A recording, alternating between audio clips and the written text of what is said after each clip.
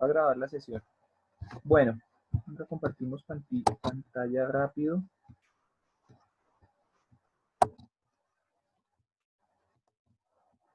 Entonces, tenemos aquí, habíamos visto la semana pasada el nacimiento, entonces esto es una década brusca, ya vamos a llegar, estamos entre los 60s y los 70s.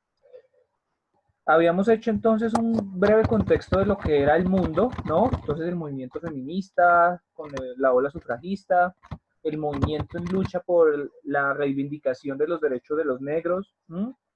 El movimiento humanitario, de alguna manera hippie, va a tener como esta hibridación de consignas, de proclamas.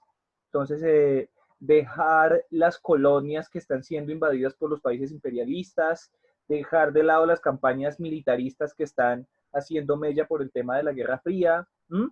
Dejar también de lado el rearme nuclear que está en vilo por parte de las diferentes potencias en ese momento, y empiezan a verse también asociaciones de trabajadores y de estudiantes que se van a convertir en masa y empiezan a hacer sacudones de alguna manera en una escala global, ¿sí? No son solamente manifestaciones aisladas en Francia, ni manifestaciones aisladas en California, Estados Unidos, ni son manifestaciones aisladas en la República Popular China.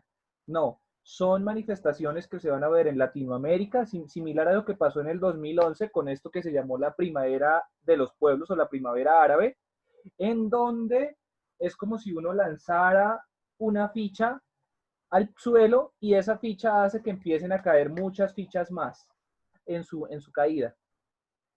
Ese mismo proceso se vivió en los 60 y de alguna manera se le atribuyen fenómenos como el del baby boom, es decir, muchas personas que llegan de la guerra empiezan de alguna manera un nuevo proceso de, vamos a decir esto, de reproducción y se vienen al techo, al tope, las cifras de reproducción, de demografía, de nacimientos en esta época. Entonces la población en esta última cincuentena, por decirlo así, eh, sobrepasa de alguna manera los promedios y los porcentajes habituales que se tenían. Esto de la población, la variable demográfica es importante. ¿Por qué? Porque en la, en la conformación de las potencias que se están viendo, es decir, bloque comunista, bloque capitalista, empiezan a jugar variables que ayudan a distinguir cuáles son los indicadores de desarrollo de un país. Entonces, se va a decir en algún momento en esas competencias absurdas que tienen las naciones que el país que tiene más alta tasa de demográfica, es decir, más nacimientos y más población, se debe a que tiene unas condiciones de prosperidad que le permiten a las personas o a las familias tener una sensación de prosperidad y proliferar como Adán y Eva, ¿ya? Entonces, se viene a intensificar la idea de no sé si han escuchado algo sobre la famosa Revolución Verde. El asunto es que la Revolución Verde proclama que en las hectáreas de tierra ya no solamente se va a tener que producir una carga convencional como se venía produciendo, sino que con el uso de químicos, con el uso de la ciencia, con el uso de la tecnología, se puede multiplicar y multiplicar y sobremultiplicar la producción por hectáreas, ¿sí? Luego viene entonces también vamos a decir que es la segunda, tercera revolución industrial, lo que tiene que ver con la industria de, la, de los restaurantes, de la proliferación de la fast food o de la comida rápida. Entonces aparecen cadenas de autoservicio, aparecen asaderos, aparecen en Colombia los establecimientos, restaurantes, y empiezan de alguna manera a producirse alimentos en masa para poblaciones que están creciendo. Segundo, para poblaciones de obreros que están trabajando en las diferentes industrias y tienen un salario lo suficientemente bueno como para comer en la calle, pero es fundamentalmente porque la comida se ha abaratado a tal punto que es fácil alimentar a 40 o 50 obreros. ¿Por qué? Porque hay una revolución industrial, no, una revolución verde, perdón, que maximizó la producción, y al maximizarse la producción se abaratan los costos. Se puede comprar entonces a granel Y eso para mostrar entonces un poco cómo es el surgimiento de varias cadenas, inclusive McDonald's, sale de ahí también, de esta idea de alimentar al obrero con, pues no es una consigna comunista, es más bien una consigna mercantilista. Mientras eso está pasando, en Colombia están haciendo, entonces ya habíamos hablado del Club Nadaísta, es un movimiento literario, me parece a mí que ha sido, sin discusión alguna, el movimiento literario más poderoso que ha existido en la historia de este país. No hay una corriente filosófica, literaria, ni siquiera podemos hablar de la escuela de Gabriel García Márquez, porque Gabriel García Márquez trabaja con realismo literario, pero eso es una cuestión de nombres, de pocos nombres, mientras que el nadaísmo reunió a la élite intelectual, a la élite intelectual del país en algún momento, hombres como Estanislao Zuleta, como Fernando Lozano, como Gonzalo Arango, llegan a escribir y su escritura es una cosa revolucionaria, de alguna manera de afrenta contra el establecimiento, contra los valores católicos. Recuerden que Colombia todavía está bajo la Constitución de 1886 y todavía hay una pugna entre los valores de una sociedad que creció con la idea de la cátedra, ¿cómo se llama esta vaina? La urbanidad de Carreño, ¿sí? Que es como un libro grande que dice cómo se debe comportar la gente, que está bien, que está mal, sobre la etiqueta, sobre la ética, y hacía mucho énfasis o recalcaba mucho la importancia de el buen comportarse, de mantener unas costumbres que eran, pues, para la época ya muy antiguas. Eso está pasando en Colombia mientras los demás países de Sudamérica están en una furor de desarrollo de movimientos sociales, de movimientos de masas, de levantamientos populares y del florecimiento de un pensamiento liberal, de un pensamiento laico. Entonces, los 60 es importante y es valiosísimo estudiarlos porque, primero, se está viendo revolución en el mundo y, por supuesto, esos vientos de revolución llegan a Colombia. Se están viendo vientos de industrialización y es una de las décadas de mayor apogeo o éxito económico en el mundo. Circularon como nunca los millones de dólares a lo largo de todo el planeta Tierra porque el capital necesitaba expandirse geográficamente. El dólar como moneda necesitaba instaurarse como divisa en los diferentes mercados. Países como Bolivia, países como Paraguay, países como Uruguay, que tenían poco que ofrecer, empiezan entonces a contagiarse de las mieles del libre mercado, del mercantilismo, y empiezan de alguna manera a aceptar el influjo, la influencia del dólar como moneda. Aceptar la influencia del dólar como moneda de alguna manera es acercarse a una ventana de exportación, no solamente de mercancías, sino de cultura y valores. Va a llegar a Latinoamérica entonces la cultura del rock. Va a llegar a Latinoamérica sumado con las migraciones de muchos europeos que vinieron de la Segunda Guerra Mundial, esto que llaman un giro filosófico, un giro discursivo, un giro epistemológico. Las universidades van a empezar a fundar cátedras como filosofía, historia, medicina. Es decir, la universidad se renueva también porque llegan nuevas profesiones a establecerse en el país. Para la década de los 50 y 60, Colombia es especialista en ingenierías y las ingenierías en Colombia eran un oficio eminentemente militar, ¿sí? Eh, Vamos a decir que militar, ¿por qué? Porque en los 50 la guerra fue la que se encargó de desacartonar un poco los músculos de una ciencia que estaba reclinada y el tema de industrializarse para la guerra, para armamentos, para equipamiento, para alimentación, para transporte rápido, hizo que fueran los militares quienes tuvieran que apoyarse tremendamente en las ingenierías para el desarrollo y la sofisticación de diferentes invenciones. Luego que se está desescalando este clima de guerra, pues las ideas o este giro científico de alguna manera va a empezar a humanizar las ciencias, ¿sí? Y humanizar las ciencias entonces quiere decir darle un sentido más social a las ingenierías, entonces para la construcción de vías en Colombia, para la construcción de puentes, para la construcción de oleoductos, de cañoductos, de sistemas de alcantarillado en otras ciudades que no fueran solamente Bogotá. Estamos hablando entonces de una de las épocas en donde el desarrollo de infraestructura se plasma como ideal. Además, el país tiene recursos y riqueza suficiente, o bueno, unos excedentes importantes para establecer programas como la creación de autopistas, como la, por ejemplo, la obra de la, ¿cómo se llama esta vaina? Retoques adicionales a avenidas principales en Bogotá, por ejemplo, que conectaran a Bogotá con la calle 26, ¿sí? Hablamos también de la modernización del aeropuerto El Dorado. Entonces, eso por ese lado. Ay, espérenme que se me cerró.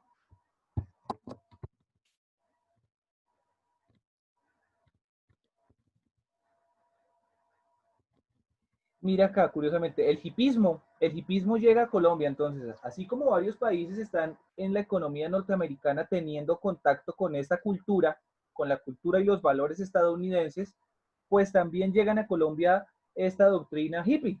Entonces llega en Colombia en el año 67 y muy pronto adquirió un toque colombiano que lo acercó al folclore ancestral y a las culturas indígenas. Claro, entonces todo proceso cultural implica el encuentro de dos, vamos a decirle, alteres, o es un encuentro de alteridades, es un encuentro de diferentes. Entonces llegan un hipismo de una corriente blanca, nórdica, por decirlo así, permeada por unos valores europeos y se va a encontrar entonces con unos valores naturalistas, ancestrales, vamos a decir que aborígenes de las poblaciones latinas, ¿sí? Es entonces esa mezcla o esa confluencia de aguas hace que aquí en Sudamérica, por ejemplo, empiecen a aparecer hombres de la talla de Atahualpa Yupanqui, que aparezcan nombres como, por ejemplo, de la talla de Violeta Parra, que aparezcan nombres de la talla de Víctor Jara, ¿sí? Y más adelante se va a hablar en Chile de los prisioneros. Estas músicas entonces no son eminentemente latinas, pero son fusiones, fusiones de músicas andinas, de ritmos andinos, de ritmos aborígenes, con valores o reproyecciones de lo europeo. En Colombia se funda entonces algo que se llama el Parque de los Hippies, eso queda, vamos a decir que prácticamente en el centro de Bogotá.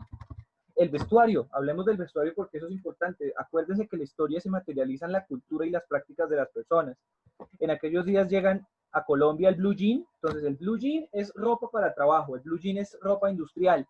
Se empiezan a producir en masa, ¿por qué? Porque es una tela o es un textil que es muy resistente, es un textil que es de barata producción y se utiliza para uniformizar el vestuario de todos los obreros y establecer un control más fácil sobre ellos.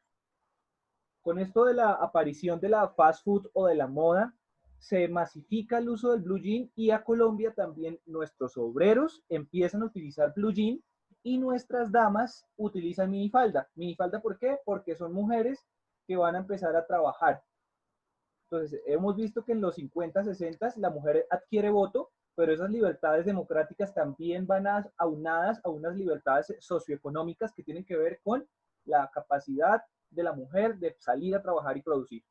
Entonces, estas mujeres van a encargarse de la enfermería, de la docencia, labores de alguna manera enroladas en lo que llaman la femeninidad. Entonces, las secretarias, ¿sí? Al día de hoy todavía nos cuesta trabajo ver un secretario hombre y pues para ese momento, de alguna manera, un atuendo elegante es el que está marcado por la minifalda. Si ustedes miran novelas antiguas, antiguas, muy antiguas, en donde aparezcan ciudades colombianas, van a ver que la mayoría de señoras tenían un atuendo siguiente. Unos zapatos de tacón medio, una minifalda y una blusa en seda. Eso básicamente era el atuendo típico. El pelo cada vez más largo en los hombres. Durante años quienes osaban vestirse con ropas coloridas y no afeitarse ni motilarse se les tildaba de afeminados y en más de una ocasión fueron víctimas de agresiones. Esto es importante porque en los 60s o en los 50s más bien, en Reino Unido aparece con fuerza algo que se llama el Pride o el movimiento de los homosexuales. ¿Mm? Explota y pues bueno, va a tardar muchísimo tiempo. Se consideraba incluso que la homosexualidad era una enfermedad pero de alguna manera esa explosión entonces de rebeldía hace que también otras identidades sexuales quieran entrar a jugar por su libertad. Es decir, es una época en la que todos los sujetos de alguna manera están tratando de levantarse por transformar el Estado. Campesinos con reforma agraria, estudiantes con reformas autonómicas, asambleas estudiantiles universitarias, universalización de la educación, imagínense, todavía desde los 60 y están con las mismas proclamas de la actualidad. El movimiento negro antirracista, el movimiento feminista, es decir, mirar el 2020 hoy es importante cuando se mira con ojos de qué pasó en los 60, porque es como si devolviéramos unos bucles, como si la historia diera unos bucles y nos pusiera en analogía o en posición análoga con una década de los 60 que fue supremamente explosiva. 60 no es solamente un año, es un periodo amplio, al igual que lo ha sido nuestro periodo desde el año más o menos 2003 en Colombia, que es un ciclo de protestas que se intensificó en 2018-2019 y que por la coyuntura en el 2020 ha mermado. Ya hablamos de la emergencia de las guerrillas. América Latina cobró gran importancia en esta década gracias a la literatura, entonces el boom latinoamericano, Gabriel García Márquez también explota con esta obra de 100 años de soledad que se publica en Buenos Aires, no en Colombia. No le den el crédito a Colombia, el crédito es de Gabriel García Márquez y las editoriales argentinas que hicieron a Gabriel García Márquez pues el hombre que resonaba en el continente. También se desarrolla el teatro, que en muchos casos estuvo comprometido con causas políticas, entonces varios migrantes extranjeros que llegan a Colombia, sobre todo españoles, alemanes, polacos, franceses, se van a repartir por diferentes países de Sudamérica, pero varios también van a llegar a Colombia, y estos valores que se están viendo de la explosión artística y política en Europa se manifiestan aquí en Colombia con la necesidad de expresar. Y el teatro es una buena vitrina, es una gran palestra para teatralizar, convertir en drama toda esta, hacer una catarsis de lo que nos está pasando como sociedad. Esta gente, acuérdese que ha vivido lo que es una guerra, dos guerras mundiales, entonces, por supuesto, el teatro en esa época es muy diferente al teatro que nosotros vemos ahora, está regido también por otros valores, por otros móviles. Aparece también la CEPAL, que es la Comisión Económica para América Latina. Es interesante porque se crea un órgano colegiado, un órgano académico que da unos derroteros, unas claves para orientar lo que va a ser el proceso de conformación económica de estos países que están sintiendo la necesidad de desapegarse un poco de la influencia norteamericana.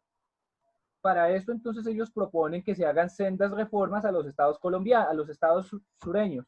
Ejemplos, la creación de bancos que no descentralizar los bancos, porque solamente existía el Banco Central, entonces fundar más institutos bancarios, maximizar líneas de crédito para los diferentes sectores productivos, es decir, industrializar y para el agro. Se va a establecer también que se tienen que formular nuevas teorías de desarrollo para América Latina, que se tienen que hacer reformas administrativas como por ejemplo que los estados tengan centros que monitoreen las estadísticas, entonces que se cree en Colombia el DANE, que se empiece a medir la pobreza en Colombia, que se tomen muestras censales, ¿sí?, de la población para calcular entonces índices de analfabetismo, para que se tomen muestras de índice de alimentación, de índice de vejez, en fin. Esto es para robustecer la acción efectiva del Estado.